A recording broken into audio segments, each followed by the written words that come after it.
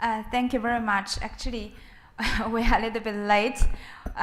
So I suggest if you like to take some coffee, just go outside directly and to save time. I know that some professor must be very tired, so long session. But actually, I think I should not be here because here today, before my presentation, I would like to say that I would like to use English instead of Chinese because some foreigners must notice that this afternoon all of the PPT are in Chinese and all of the speakers are speaking Chinese because only one foreigner, but he could not come, unfortunately. So just in order to show my respect to all of my foreign friends, so I would like to speak English. Well, even now, my English is not so good. But anyway, I would like to make some introduction to the Shanghai Forum 2013 white paper. On behalf of my working group, this work is not just done by me, but also by my students and my colleagues. This is for the Shanghai Forum white paper. That's why I'm standing here. As I mentioned, so many distinguished guests and so many senior scholars, they deserve such kind of speech, but I'm standing here just on behalf of my team. So I would like to make some introduction to the demand of renewable energy in Asia. Why we choose this topic? Because the topic of this year's Shanghai Forum is try to mainly focus on the Asian countries. So from the renewable energy development, we also would like to give some picture on the supply and demand of renewable energy, especially on the demand side. So this is the main focus of our white paper. In our white paper, we have 3 parts. The first part is trying to look at some facts, to look at the imbalanced growth of the Asian renewable energy. What are the facts telling us? The first fact we would like to generalize is the imbalanced expansion pathways of production and utilization. So from this is the solar operating capacity and the market share of top 15 solar PV module manufacturing in the world in 2011. From these 2 figures, you can clearly identify kind of imbalanced expansion pathways of the solar PV.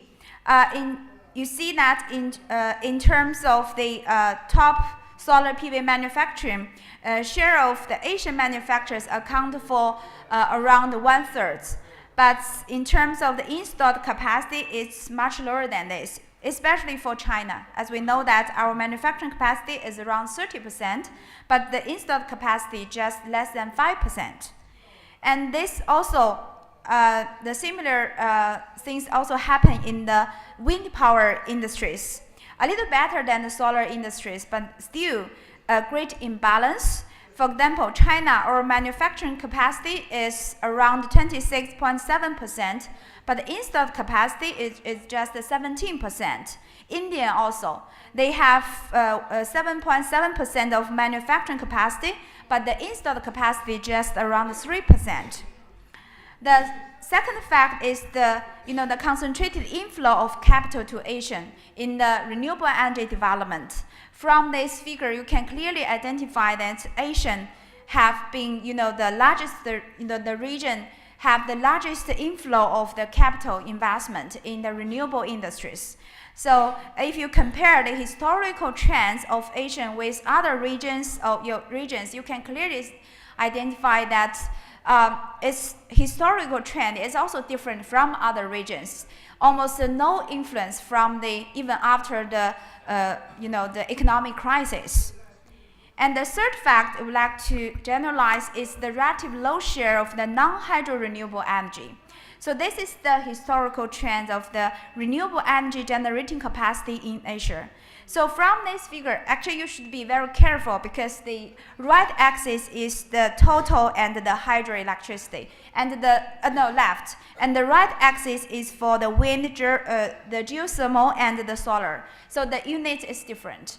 So you can see that hydropower is still play very dominant role in the total renewable energy generating capacity. So that's why if you compare the renewable energy structure, Asia is a little bit different from other regions. See that our hydropower account for almost 87%, but like for the solar, which is lower than around 1%. And for the wind also lower, comparatively lower than like Europe or the North America. So the fourth factor is the relative low share of the renewable in the total energy consumption. This is the historical trend of the renewable energy consumption. So you can see that, of course, the renewable energy consumption in Asia increased very fast, almost the fastest growing region. That's why the share of Asian renewable energy consumption in the global total actually expanded a lot. But if you compare the regional energy consumption pattern in 2011, you can still see that our renewable energy consumption in the total energy consumption, the share is still much lower than other regions. So that means that even though the growth rate is very rapid, but in terms of the absolute share, still much lower than other regions. The fifth fact is imbalanced growth in different countries. This is the figure that's the table that we compared Japan, Korea, India, China, and the Asian total to look at their energy consumption, the absolute value, and its share to the world total. So you can see that some country, just like China, India, its share increased very fast. Like China in 2000, China's share is just 1.3, but just within 10 years, China's share increased to 9%. On the other hand, you can see that in 2001, the Japan's share is around 8%, more than 8%, but just within 10 years, its share declined to be just 3.8%. That means that the growth rate across the Asian countries is also greatly diversified. So this is the national energy consumption pattern in 2011. Then you can see that even though China's the renewable energy increased very fast, but we are mainly focused on the hydro. I mean, in terms of the absolute amount. The share of other renewable is not so big. But if you compare the general energy consumption pattern, China is still dominated by traditional fossil fuels. And the sixth fact is made in China and utilized in China. So, made in China is calling more and more attention from the world. But we should see that that's why if you look at the first table, the annual additions productions in 2011, you can see China ranked as the top country in many the headings. But on the other hand, if you looked at the total capacity, I mean the utilization side, China is also the top country under many headings. That's why we would like to generalize China is not making the renewable equipments like turbines or solar PVs, but also utilize the installed capacity also. That's the first part of our report. We make a thorough review about the facts and try to somehow to figure out what the facts are telling us. And the second part of our white paper is trying to make some historical comparison to look at the transition of the renewable energy policies in Asian countries. So here's our historical investigation on the renewable energy policies in major Asian economies. In general, we can figure out some important characteristics for all these countries. For example, Japan. Japan is the pioneer of the renewable energy development in Asia. And we can see from this historical trend, you can see that Japan is also the very early starter to use like the renewable portfolio standards, a kind of quota system, and also the biofuel obligation. And in recent years, they changed their feed-in tariff system to some extent, and they also try to use a kind of like excess electricity purchasing scheme for the photovoltaic. basing on the smart metering technologies. And they also would like to provide more subsidies for the residential PV system. These are also demand-side policies instead of the production-side policies. And look at the South Korean.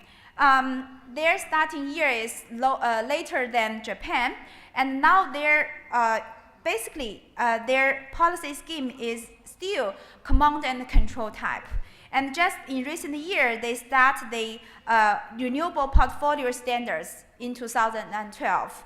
But before that, most of the policies like the fixed pricing mechanism, feed-in tariff, or the tax relief, all these command and control, and mainly focusing on the production side. And look at India. India, well, they start very late. The most noticeable policy appeared in 2001, but in recent years, they changed a lot, and they make very fast progress. Like, for example, in 2011, they start their tradable, renewable certificate system. So this is very important compared with other Asian countries' experience. And this is China's historical energy policy transition. Then we can see that if you look at the starting year, we are also not the first runner.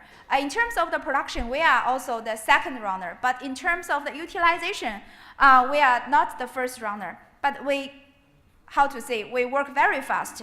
That means that you see that just during the past 5 years, there are so many new institutional settings, either in terms of the tradable, the renewable certificate, which have been, the fully introduced by the Director Ren, and also we also have some other important policies like feed-in tariff for the solar PV and feed-in tariff for biomass electricity. Why I mention this? Because all these feed-in tariff pricing mechanisms are adjusted according to the cost change. So not just fixed at the certain level.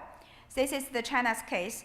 But the main focus of today's presentation should be the third part. That is we would like to see that try to disentangle the policy drivers of the renewable energy utilization in Asia. What have been done and what have not. Because this is very critical for the future policy making process. So this is the scheme that we generalize. What would be the drivers and the barriers for the renewable demand? Basically, our point of view is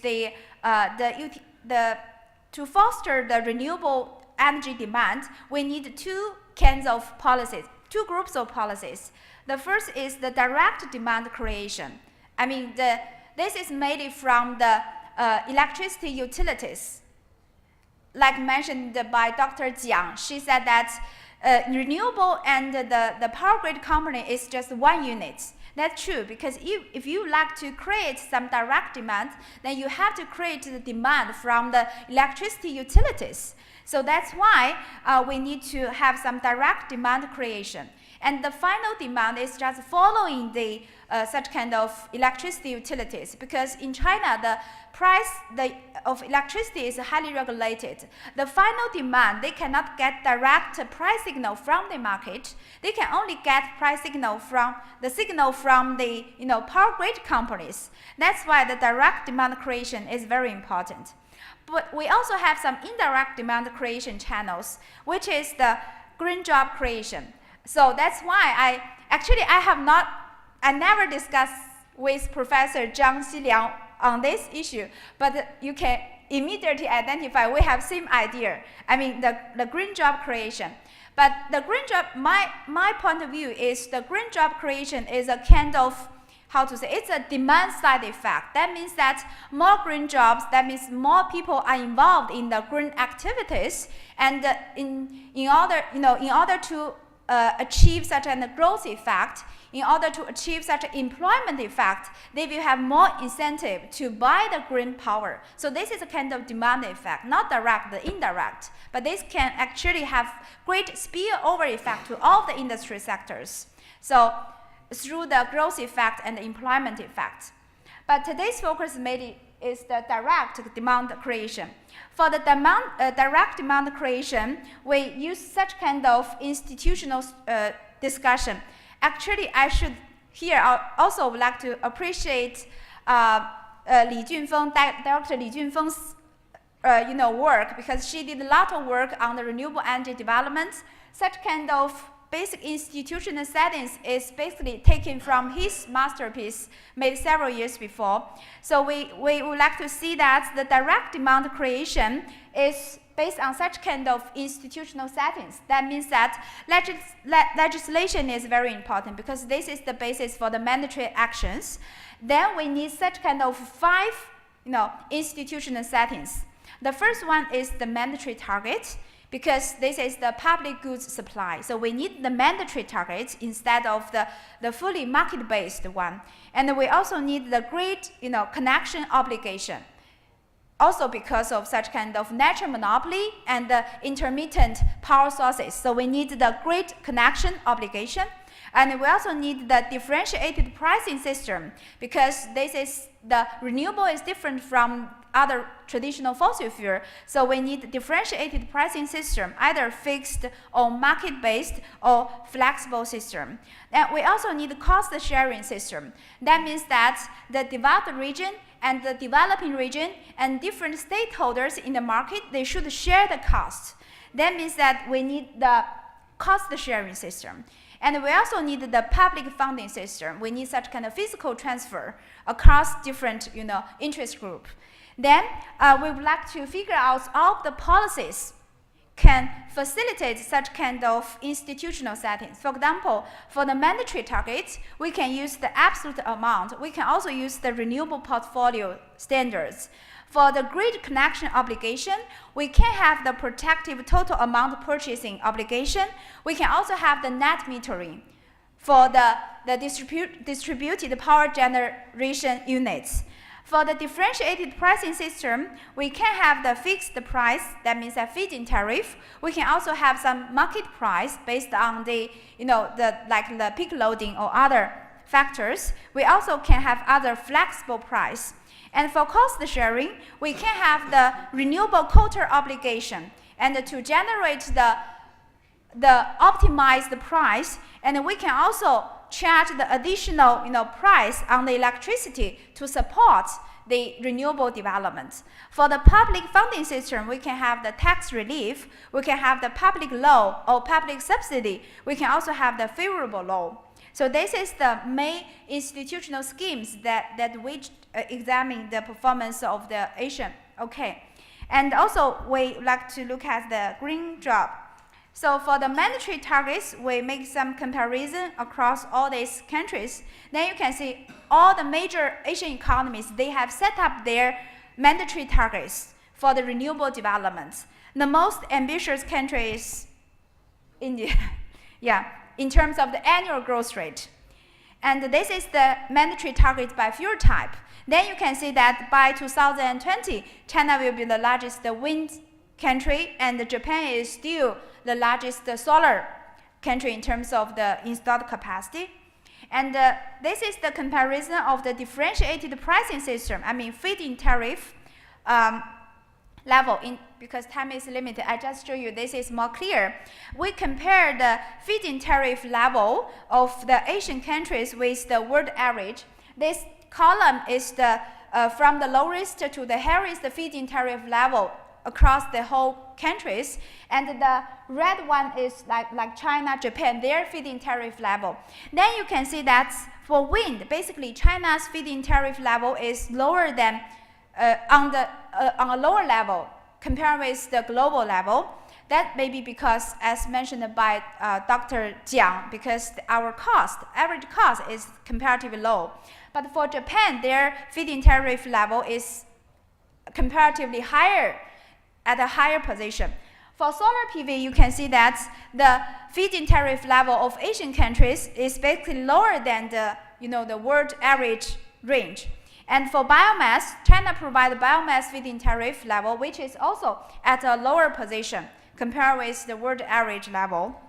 And this is cost sharing. I mean, it's try to look at the quota trading system. I just generalize it.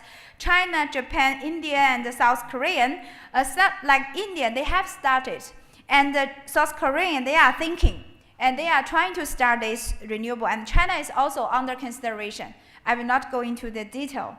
And for the cost sharing, I just would like to share some point of view on the, the demand side subsidies and the compulsory purchase policy. In China, at a national scale, there is no such kind of green power purchasing, the voluntary green power purchasing system. But in some provinces we have, for example, in Shanghai, we have such kind of green power, voluntary green power purchasing system. That's a kind of, similarly as a kind of donation system. You need to pay a higher power price compared with other consumers. This is a kind of donation system. For Japan, they also have their, green power purchasing system to encourage the citizens to do that. South Korean also. And this is the public funding system. You see that every country have the tax relief on the utilities, but the rate is different. And on what kind of tax is a little bit different. Most of the country are mainly focused on the value-added tax. So this is the case. And this is the favorable law. You can see also all of the Asian countries, they have some favorable interest rate to the loan to the renewable utilities. All of the policies I generalize here is just for the renewable utilities, not for the equipment producers. And this is the grants and the subsidies. Then you can also identify all of the Asian countries, they have such kind of grants and the subsidies to the application, utilization process, not just focusing on the manufacturing process. And this is the green job effects. I just have this figure to you because I noticed that Professor Teo mentioned that we should not just consider about the direct effect, but also the indirect effect. So here I show you the green job creation for the the power generation sector. As you can see from this figure that this is a kind of estimation made by the Shanghai China Social Academy. You can see that in terms of the direct and indirect effects, basically they have, in terms of the net employment effect, it's positive, not negative. I mean, there is some loss from the traditional power generation sector, but there is also incremental employment from the renewable power generation sector. So the net effect is positive. And this is what I would like to emphasize at the end of my presentation is the connection to the obligation.